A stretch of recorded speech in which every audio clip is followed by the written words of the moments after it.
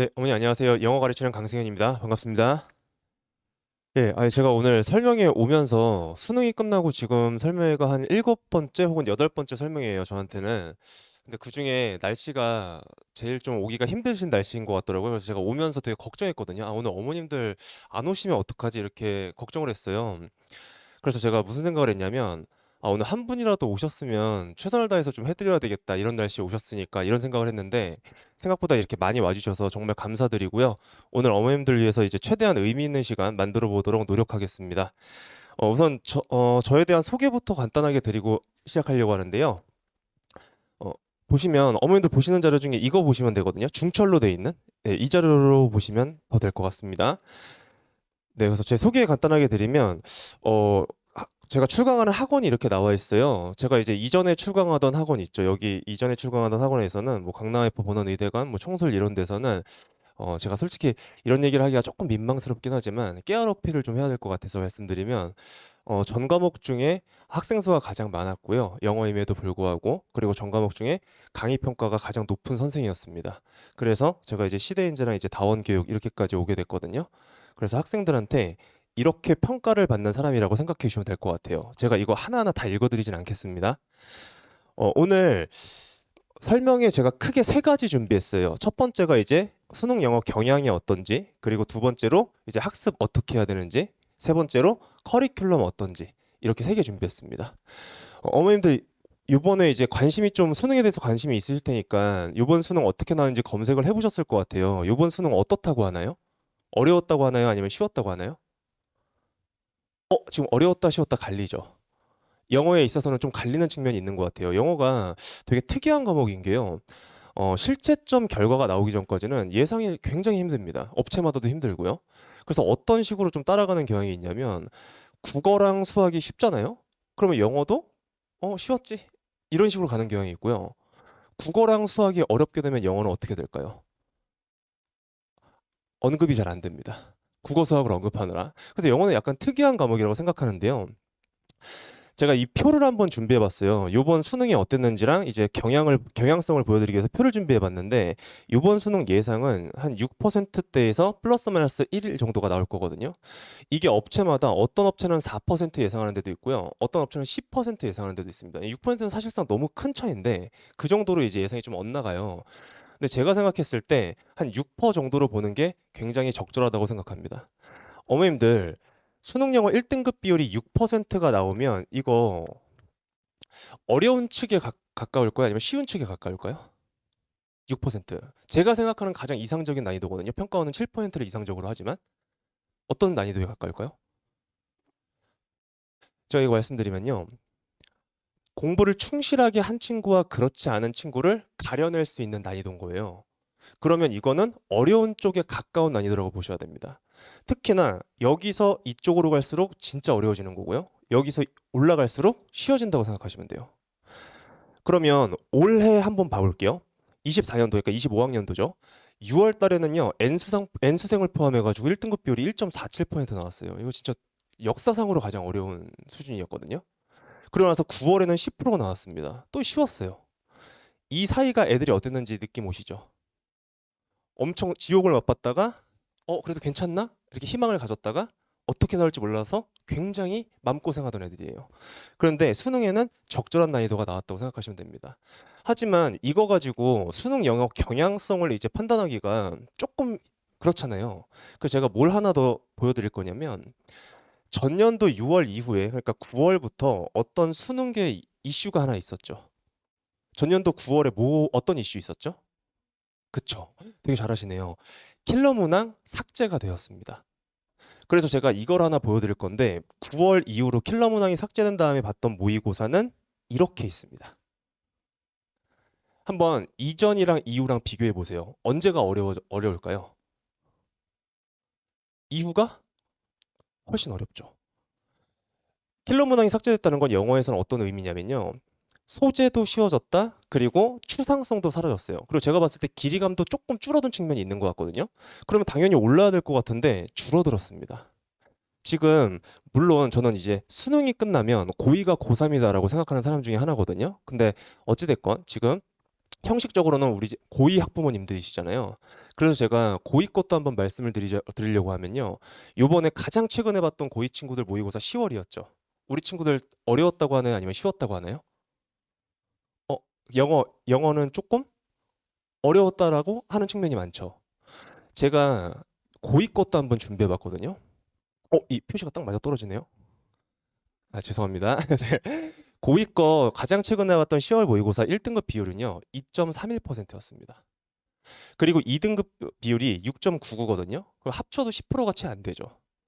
그러니까 전국에 영어 1등급 혹은 2등급 받는 친구가 100명 중에 10명 정도 수준이라는 거예요. 특히나 지금 현재 고2 친구들은 10월 모의고사 기준으로 2명 정도인 겁니다. 그래서 고2도 똑같고요. 제가 고1 것까지는 굳이 준비는 안 했거든요. 고1도 이거랑 거의 비슷하게 나옵니다.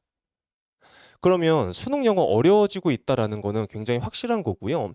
여기 보시면 제가 정답률 분석표도 만들어 놨는데 이거를 다 읽어드리진 않고요. 제가 이것도 기준점 하나 드리자면요. 과거에요. 킬러 문항이 존재했을 때 이거 진짜 킬러 문항이었다라고 하려면 정답률 몇 퍼센트 정도 때였는지 혹시 아시는 분 계세요? 과거에요. 20%대 후반이나 아니면 30% 정도 대 초반 나오면 과거에 그거 킬러 문항이라고 했었습니다. 근데 전년도도 그렇고 올해도 그렇고요. 10% 연속으로 나오죠. 그리고 20%대, 30%대로 거의 도배돼 있어서요. 30%대까지만 다 틀렸다라고 하면은 2등급을 넘어서 3등급 질주하는 점수로 향하게 되는 거예요. 그래서 제가 최근 수능 영어가 어떠냐라고 해서 그냥 한마디로 정의를 내려라라고 하면은 2등급 받기 참 쉬운 시험이 됐다라고 얘기하고 있습니다. 최근 수능 영어 경향은 한 이 정도만 하고요. 그럼 이제 어떻게 학습을 해 나가야 되냐라는 건데요. 제가 이거를 한번 두 가지 명제를 한번 준비해 봤어요. 어머님들 영어 공부는 최소한의 시간으로 효율성 있게 해야 된다. 그리고 남은 시간 다른 과목에 투자해야 된다. 수능 영어 학습법에서. 이거 많이 들어보셨죠, 솔직히. 그리고 어머님들 마음속뿐만 아니라 학생들 마음 한켠에 다 자리 잡고 있는 내용이거든요. 이거 올바른 명제일까요? 아니면은 틀린 명제일까요? 헷갈리시죠? 제가 생각했을 때 이게 낮은 1등급 비율의 원인입니다. 제가 올해 재종반에서 어떤 친구, 그러니까 다른 과목은 좀 잘하는 친구인데 이제 영어가 3등급 나왔대요. 6월에. 6월엔 충분히 3등급 나올 수 있어요. 1등급 비율이 1%대니까. 근데 그 친구가 저한테 와서 상담을 하고 싶어 하는 거예요. 그래서 제가 상담을 받아줬어요. 그러니까 그 친구가 뭐라고 하냐면 선생님 제가 3시간 공부를 하는데 이거 늘려야 될까요? 이렇게 얘기를 하는 거예요. 저 진짜 울 뻔했어요. 아직도 3시간씩 공부해주는 친구가 있구나 이러면서 막 울 뻔했거든요. 그랬는데 제가 그래도 아무리 그래도 영어 3시간은 조금 에반 것 같다 싶어가지고 차라리 1시간 정도 줄이고 조금 더 질적으로 올리면 좋겠다 이런 식으로 얘기하니까 그 친구가 엄청 놀라면서요. 더 줄이라고요? 이렇게 얘기하는 거예요. 서로가 서로의 의도를 파악하는데 15초 정도 걸렸거든요. 저는 하루에 3시간 하는 줄 알았어요. 일주일이었습니다, 어머님들. 일주일. 이게 재수생 마인드고요. 그리고 고3 친구들 중에서도 보통 우리 친구들은 2등급 등급에 상관없이 영어는 자신감이 있잖아요. 그런 친구들 대부분이 마인드를 다 이렇게 갖고 있는 거예요. 당연히 이게 올바른 명제냐 틀린 명제냐고 하면 틀린 명제예요. 어머님들도 아시고 계시고요. 저도 알고 있는 절대적 진리, 그리고 움직일 수 없는 사실 하나 있죠. 뭐냐면 인풋이 줄어들면 아웃풋 많이 나올까요? 나오지 않습니다. 그래서 제가 생각했던 건 이거를 좀 바꿔야 된다는 거예요. 어떻게 바꿔야 되냐면요. 이렇게 바꿔야 됩니다. 이게 너무 좀 길긴 한데요. 제가 이거 설명을 하나 드릴게요. 영어 공부는 깨닫고 나서 여기서 깨닫고 나서가 무슨 뜻이냐면요. 예를 들어서 빈칸 문제를 예시로 들면 빈칸 문제 평가원이 이렇게 내니까 나는 이런 식으로 접근을 해야 되고 문제를 풀 때 주의해야 될 건 뭐고 선지 구성은 이렇게 되니까 이런 식으로 선지를 봐야 된다라는 거를 자기가 딱딱 맞아 떨어지는 식으로 문제가 풀린다라는 걸 느끼는 거죠. 그거를 느낀 친구들이 그 이후에 유지하기 위해서 최소한의 시간을 쓰는 거예요. 그리고 막 대치동도 그렇고 제가 이제 교육특구 거의 다 나가거든요. 근데 거기에서 효율성이에요. 맞죠? 영어 공부에 있어서는 국어랑 수학 효율성 아닙니다. 국어랑 수학은 진짜 미친 듯이 열심히 해야 되는데 영어는 이상하게 효율성이에요. 근데 이 효율성을 아이들이 어떻게 생각하냐면 시간적 효율을 생각합니다. 그러니까 30분, 하루에 30분, 맥스 1시간인데 1시간도 하기 빡세다. 이렇게 생각을 해요. 절대 그렇지 않고요. 시간적 효율이 아니라 질적 효율성을 따지는 거예요. 그러니까 엄한 거, 수능에 안 나오는 거 안 하고 수능에 나오는 거 그리고 좋은 문제들로만 효율성을 추구하는 거죠. 제가 정의를 이제 간단하게 내려주면 저는 아이들한테도 뭐라고 얘기하냐면 1등급을 받고 싶어? 그리고 간절해? 근데 부족해? 그럴 땐 투자해야 된다고 생각합니다. 그럴 때조차도 효율성 추구하면 이렇게 나오는 거예요. 이렇게. 어디지? 이렇게요. 그래서 제가 생각하는 공부법 그리고 올바른 명제를 이렇게 써놨고요. 제가 이거 이렇게 공부를 하지 않은 친구가 이제 어떻게 되냐를 말씀드리려고 했는데 사실상 몇몇 설명회에서는 이거 뛰어넘었거든요.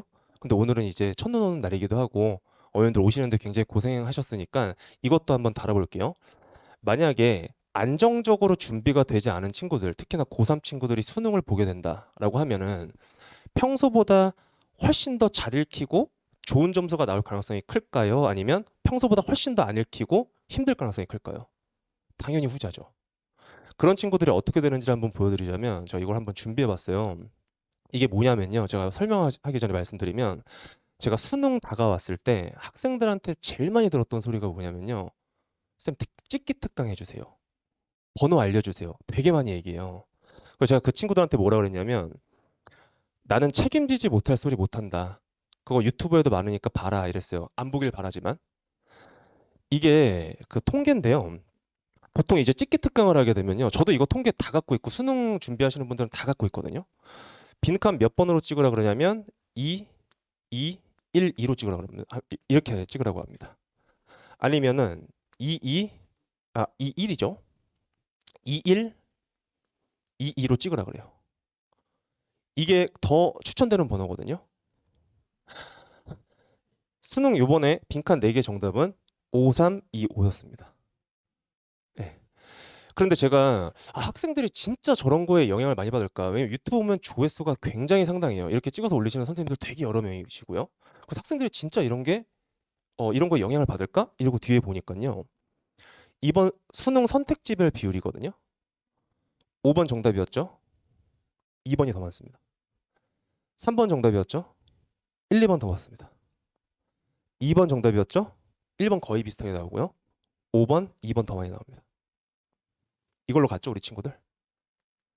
근데 이게 우연이 아니라요. 이거 필연이에요. 제가 방금 말씀드렸던 것처럼 고3 친구들이 수능 당일날 조금 더 안 읽히고 이러면 모든 게 리셋되거든요. 당황되거든요. 본인이 단단하게 준비를 하지 않으면. 그러면 뭐가 생각나냐?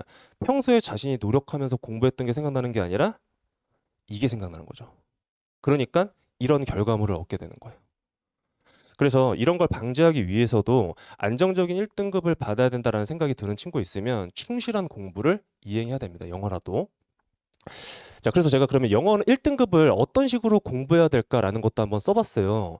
근데 이거는 되게 간단하게 답이 귀결되더라고요. 어머님들 보시는 자료에는 되게 좀 디테일하게 써놓긴 했는데 사실상 그거보다 더 중요한 게 이겁니다. 그냥 한마디로 그냥 정의를 내리면 이거거든요. 잘 읽고 논리적으로 사고한 후 판단하면 됩니다. 이거 어떻게 보면은 되게 1차원적인 얘기긴 하지만 어떻게 보면 굉장히 본질적인 거거든요. 그래서 우리 친구들 대비를 어떻게 시켜야 되냐면 맨 처음에 잘 읽게 만들어야 돼요. 이게 무슨 얘기냐? 하나의 패러그래프가 주어졌을 때 그 패러그래프에서 뭐라고 얘기하는지를 판단할 수 있다라는 자신감이 있는 친구들 있잖아요. 그런 친구들은 난이도에 따라서 흔들리지 않거든요, 등급대가. 예를 들어서 제 조교쌤들 그 뒤에 보시면 제 조교쌤들 명단도 있는데 보실 필요는 없습니다. 그 조교쌤들 명단을 보시면 다 영어를 잘하는 애들이에요. 뭐 의대 다니는 친구, 약대 다니는 친구, 사범대 다니는 친구 다 잘하는 친구들이에요. 그 친구들한테 제가 조금 까다로운 지문이 있을 때 줘요. 그래서 읽고 뭔 얘기하는지 나한테 얘기하고 답 구한 이유 한번 설명해줘. 이렇게 얘기를 하거든요. 그럼 애들이 꺼리낌이 없어요. 네? 이러고 바로 받아서 그냥 바로 읽습니다. 자신 없는데 절대 그러지 않아요.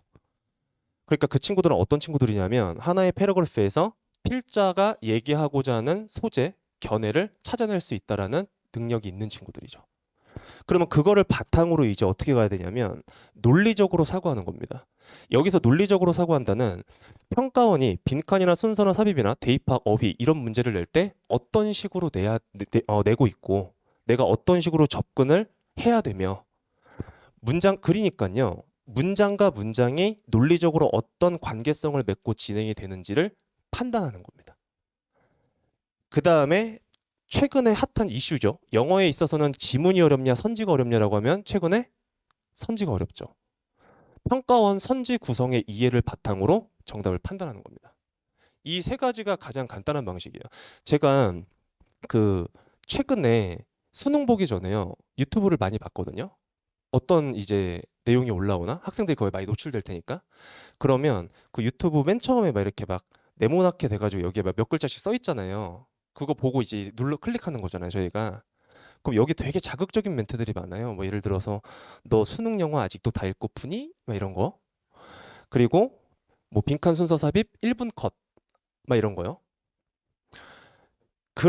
거기서 얘기하는 방식들 중에 대부분이요. 평가원이 이렇게 풀어라라고 하는 방식의 정반대편에 있는 내용들입니다. 이렇게 풀어야 된다라고 제가 강력하게 말씀드릴게요. 그래서 제 커리큘럼에 대해서는 이제 말씀을 드리면 방금 얘기한 와 죄송합니다. 이게 없어가지고 네 방금 얘기한 게 다 녹아 들어가 있는 커리큘럼인데요. 어머님들 보시는 자료에 아마 다 들어가 있을 거예요. 그래서 제가 하나하나 다 읽어드리진 않고 추가적인 설명을 좀 해드리도록 하겠습니다. 시즌 1부터 시즌 4까지가 있어요. 근데 시즌 1에는요. 이게 저는 제일 중요하다라고 생각을 하거든요. 그러니까 파운데이션 개념이에요. 그러니까 맨 처음에 1년 동안에 해야 될 것 중에 가장 단단하게 기본기를 만드는 그러한 시간이거든요. 그래서 어법이랑 구문 같은 경우는 필수 구문 및 어법을 다룹니다. 참고로 얘기하면 수능 독해에 필요한 게 압도적으로 많습니다. 당연히 수능 수업이기 때문에. 근데 제가 고2 수능반이라는 반부터요. 고3 그리고 재종 의대관까지 전체적인 학생들을 다 가르치는 선생이거든요. 그리고 심지어 그렇게 죄송합니다. 제 입으로 이런 얘기해서 호불호가 많이 갈리지 않는다라는 평을 받아요. 등급대에도 상관없이. 당연히 요거는요. 수능에서 필수적인 걸로 다뤄야 돼요. 근데 1, 2학년 때 공부를 조금 덜 한 친구들이 있을 수 있잖아요. 그래서 그런 친구들을 위해서 제가 플러스 알파로 추가적인 수업 제공합니다. 이거 저도 유튜브를 하거든요. 근데 찾아보셔도 안 나옵니다. 왜냐면 이제 수강생들한테만 열어서. 근데 그걸 통해서 만약에 의지가 있거나 이런 친구들은 얼마든지 기본적인 내용도 스스로 학습해 나갈 수 있게끔 그렇게 만들어 놨고요. 그 다음에 독해 같은 경우는 지문 정확히 읽고 이해하는 법, 그리고 대입학, 언어 논리, 선지 구성의 이해. 딱 읽어만 드려도 중요성 느낌 오시죠? 이거 정확하게 1분기에 잡아놔야 되는 거라서 이거 잡고요. 수능 모든 유형의 일관적이고 확실한 풀이 메커니즘을 확립한다. 이게 저희 1분기의 목표입니다. 참고로 말씀드리면 제 거 브로셔나 이거 리플렛 있잖아요. 거기 보시면 완벽한 수능 영어 메커니즘 이렇게 써 있잖아요. 그거 제가 막 난 완벽해. 난 메커니즘 완벽해. 이렇게 해서 만든 게 아니라 저희 조교팀이 예전에 모여가지고 이거 리플렛 작업을 할 때 앞에 멘트를 뭐라고 쓸까 이렇게 고민을 했거든요. 근데 제 조교쌤들이 다 제 제자예요. 그래서 제 수업을 들었을 때 어떤 게 좋았냐 이 얘기하는데 진짜 유형별로 풀이 메커니즘은 진짜 확실하게 얻은 것 같다. 자기가 과외할 때도 되게 잘 써먹는다. 이렇게 얘기하거든요. 그래서 대입학 문제를 보면 그냥 읽고 머릿속에 남아있는 걸로 답 찍는 게 아니라 어떤 식으로 대입학을 해야 되고 어떤 식으로 선지 골라내야 되는지 정확하게 인식시키는 그러한 커리큘럼이라고 보시면 됩니다. 참고로 모의고사도 이제 1회차가 있는데 2, 3, 4로 갈수록 모의고사 양은 계속해서 엄청나게 늘어나고요. 그리고 2분기 때는 당연히 1분기 때 했던 내용에서 심화돼서 어려워진다라고 생각하시면 되고 3분기 때는 좀 더 실전적으로 간다라고 생각하시면 돼요. 제가 이거 다 읽어드리진 않겠습니다. 쓰여져 있기 때문에. 그리고 한 가지 추가적으로 말씀드리고 싶은 게 제가 전년도 같은 경우는 시대인재 컨텐츠를 쓰지 않았어요. 그냥 제 개인 컨텐츠로만 고3 친구들, 재중 친구들 처음부터 1분기부터 끝까지 파이널까지 다 끌고 왔거든요. 그래서 아까 전에 말씀드렸듯이 평점도 좋게 나오고 그랬어요. 올해부터는 이제 시대인재 컨텐츠도 추가가 되거든요. 제 커리큘럼에. 근데 이 컨텐츠 추가된 것도 제가 어떻게 배부를 할 거냐면 무지성 배부하지 않겠습니다. 조교팀이랑 저랑 다 풀어보고 이거 진짜 좀 풀만하다. 배부하고요. 만약에 제게 더 좋다. 그럼 제 거 배부하고 뭐 숙제로 나눠주던가 이렇게 정해주도록 하겠습니다. 그냥 무지성으로는 풀어. 이러고 냅두는 게 아니라. 그런 식으로 제 커리큘럼 진행된다라고 보시면 될 것 같아요. 그리고 아까 전에 말씀드린 그 조교팀인데 여기 4명 더 있거든요. 근데 화면에 안 담겨가지고 그 네 명의 친구들은 잘랐습니다. 어, 그리고 이 친구들과 이런 이제 관리를 제공한다라고 하는데요. 이런 관리 같은 거 다 일반적이잖아요. 뭐 동영상 같은 거 제공해주고 어머님들한테 문자 보내드리고 읽어드리진 않을 건데 제가 한 가지만 추가적으로 말씀드리면 제가 요번에 종강을 한 다음에 저희 조교팀 핸드폰에 원래 답장이 거의 안 오거든요. 거의 문자 발신 번호라고 써 있어서. 사실은 근데 문자도 받을 수가 있습니다. 그렇게 발신 번호라고만 하긴 했지만 문자가 엄청 많이 오는 거예요. 근데 학부모님들이 종강했다라고 저희가 하니까 감사 문자를 되게 많이 보내시는 거예요.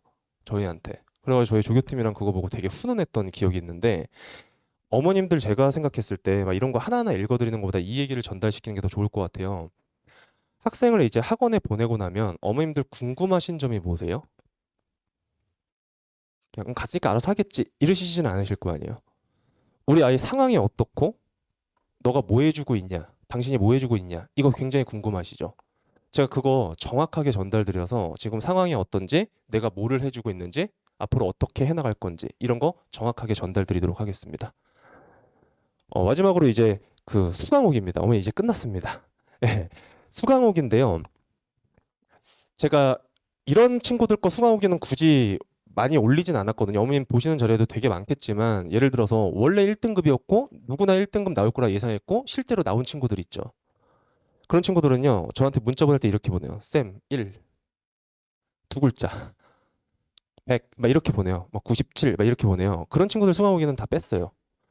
근데 제가 그리고 아까 전에 말씀드렸듯이 막 그런 소리 잘 못하거든요. 그러니까 지키지 못할 소리를 그렇게 잘하는 편은 아니에요. 그래서 찍기 특강도 제가 안 했다고 말씀드렸잖아요. 제가 어머님들한테 뭐 내 수업 들으면 한두 달 뒤에 4등급이었는데 1등급 절대 아닙니다. 그런데 제 수업 들으면요. 그리고 1년 동안 제 커리큘럼 잘 따라가면은 이 친구처럼 4월에 68.4등급, 6, 7월에 3등급, 9월, 10월 2등급, 수능에서 93, 1등급. 이쁘게 나왔죠. 이 친구 보시면요. 여기 90점 맞았습니다. 이러고 엄청 좋아하죠. 이러면서 합격 막 이러면서 막 하잖아요. 제가 이런 얘기를 여기서 말씀드리는 게 옳지 않을 수도 있는데 솔직하게 말씀드리면 국어랑 수학이랑 탐구를 디모 학원 다녔던 친구예요. D라고만 말씀드리겠습니다. 이름은 말씀드리기 좀 그렇고요. 근데 영어 제 거 들었던 친구인데 이 친구가 성적이 되게 안 나와서 엄청 고민을 했었거든요. 근데 9월 달에 저한테 이제 얘기를 하는 거예요. 영어도 디모로 바꾸는 게 바꿔야 될까 해가지고 저한테 상담을 한대요. 제가 영어 선생인데. 그래서 제가 뭐라 그랬냐면 판단은 네 몫이다. 만약에 너가 생각했을 때 좀 바꾸면 좀 좋을 것 같으면 해도 된다라고 하니까 그 친구가 저한테 이렇게 얘기하는 거예요. 싫다고 선생님이 정해달래요. 내 거 듣지 말고 디모가 이렇게 누가 얘기를 할 수 있냐고요. 그래서 제가 그거는 판단은 네 몫이다. 난 당연히 내 거 끝까지 지금까지 따랐으니까 커리큘럼 따라가는 게 좋다라고 생각한다. 판단은 네가 해라. 그러니까 알았다 그러고 갔어요. 근데 그 친구 다음 주에 왔더라고요. 그래가지고 마지막까지 저랑 한 다음에 진행을 해가지고 제가 기억에 남는 친구거든요. 근데 이 친구 문자 이렇게 왔는데 제가 이 부분이 진짜 좀 좋더라고요. 안 풀려서 당황할 때 알려준 대로 했더니 이렇게 받은 것 같다. 감사하다. 근데 이게 시사하는 바가 뭔지 아시겠죠? 아까 전에 제가 얘기했던 거. 안 읽힌다니까요, 평소보다. 근데 그럴 때 준비가 잘 안 된 친구들은 지웠네요? 2, 2, 1, 2 가는 거예요.